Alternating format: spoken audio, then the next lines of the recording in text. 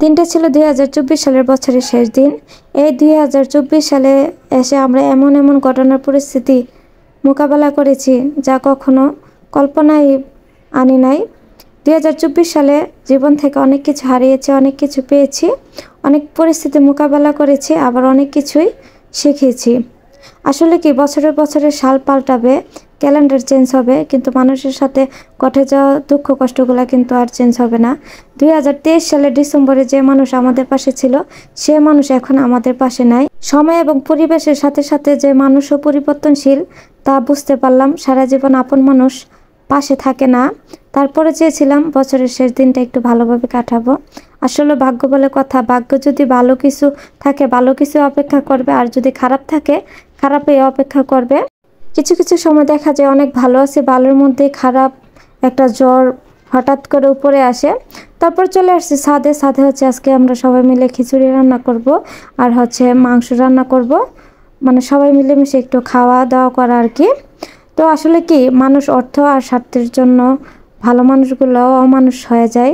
স্বার্থের জন্য মানুষ আপনাকে ব্যবহার করবে, যতদিন পর্যন্ত স্বার্থ হাসিল না হবে ততদিন আপনাদের পাশে থাকবে, আর অর্থ হয়ে গেলে আপনাকে ছুঁড়ে ফেলে দেবে। এটাই বুঝতে পারলাম 2024 সালে এসে। স্বার্থ আর অর্থ এই দুইটাই অনেক খারাপ, ভালো মানুষকে যে খারাপ বানিয়ে দেয়।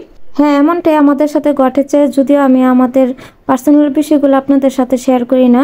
তো এমনটা যে আমার সাথে ঘটেছে তাও না, এমনটাই কিন্তু ওরও অনেক পরিবারেই ঘটতেছে। তো এসব মানুষ থেকে সাবধান, নিজেদের ভবিষ্যৎ নিজেরাই চিন্তা করবেন, অন্যের উপর ডিপেন্ড কখনোই হবেন না। তো অনেক কথাই বলে ফেললাম আপনাদের সাথে। তো বছরের শেষ দিনে সবাই মিলেমিশে একটু খিচুড়ি খাওয়ার আয়োজন করা হয়েছে। তো পাতলা খিচুড়ি রান্না করা হবে সবজি দিয়ে, আর হচ্ছে মাংস রান্না করা হয়েছে, মাংসটা আলাদা, এবার খিচুড়ির মধ্যে দেয় নাই। আর এবারে মনে হইতেছে বছরের শেষ দিনে একটু বেশি ঠান্ডা লাগতেছিল এবং বাতাস ছিল প্রচুর ছাদে। তারপর হচ্ছে ছাদের থেকে আমার ননদের রুমে চলে আসছি, ছোটো ননদের। তো আমি শাড়ি পরে ঘুমটা দিছি, মানে কীরকম লাগতেছে আমার কাছে, আমি দেখতেছিলাম। তো এই দিনটাই ছিল আমার ছোটো ননদের হাজব্যান্ডের হচ্ছে জন্মদিন। তো আমার ননদের হাজব্যান্ডকে সারপ্রাইজ দিবে, প্রত্যেক বছরই সে এরকম করে, মানে হাজব্যান্ডের যেহেতু 31st নাইটের দিন জন্মদিন, তো সে সারপ্রাইজ দেয় আর কি ওর হাজব্যান্ডকে। তো ও কেক নিয়ে আসছে, তো আমি একটু ভিডিও করতেছিলাম। তো ওই ডাইকে আনছে ছাদ থেকে যে ভাবি রুমে আসেন, ইয়ানাবুকে সারপ্রাইজ দিব, কেক কাটবো। তো আমার ননদের জামাই তো অনেক খুশি, মানে হাসি দিছিল কেকটা দেখার পর। তো এখন হচ্ছে আমরা সবাই মিলেমিশে আর কি কেকটা কাটবো, যদিও আমরা না, মানে ভাই হচ্ছে মানে ওনার ছেলে মেয়ে, আমার মেয়ে, আমার ননাসের মেয়ে, সবাইকে নিয়ে আর কি কেকটা কাটবে। তো বাচ্চারা যে অবস্থা করে, মানে কেক কাটার আগে কেকের মিমিগুলো খেয়ে ফেলে।